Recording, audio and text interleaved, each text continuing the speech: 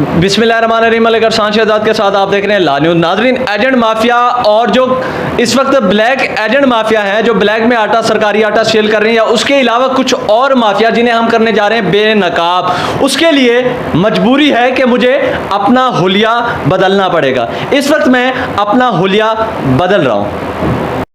राजनपुर सस्ता आटा इस वक्त एक कारोबार बन चुका है और यहाँ पे अक्सरियत जो है 80 से 90% जो लोग हैं वो इस वक्त एजेंट माफिया हैं।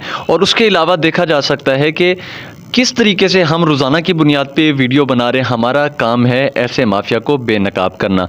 अल्हम्दुलिल्लाह पहले भी ला न्यूज़ की मुकम्मल टीम ने उन चेहरों को बेनकाब किया और राजनपुर इंतज़ामिया की तरफ से उनके ख़िलाफ़ एक्शन भी किया गया।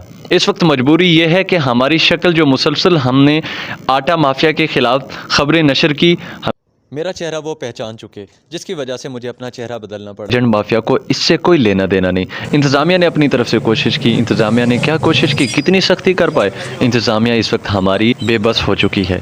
उसके अलावा इस वक्त मजबूरी के तहत मुझे अपना हुलिया बदलना पड़ा, क्योंकि हमने इन माफिया को बेनकाब करने की कसम खाई है। और इनकी वारदात का जो तरीका है, एक ही एजेंट माफिया अपनी औरतों को 4 से 5 औरतों को, उसके अलावा 100 रुपये में मजदूरों को उसके अंदर ठहरा देता है और वही जो 650 रुपये की वो बोरी लेता है, आगे 1000, 1100, 900 रुपये में वो बेचता है। इसमें काफ़ी तुक्का है जो वो रोज़ाना की बेस पे हज़ारों रुपए कमा रहा है। बुरी के तहत मुझे अपना हुलिया बदलना पड़ा और अल्हम्दुलिल्लाह हमने वो कुछ हासिल किया जो अब तक कोई नहीं हासिल कर सका।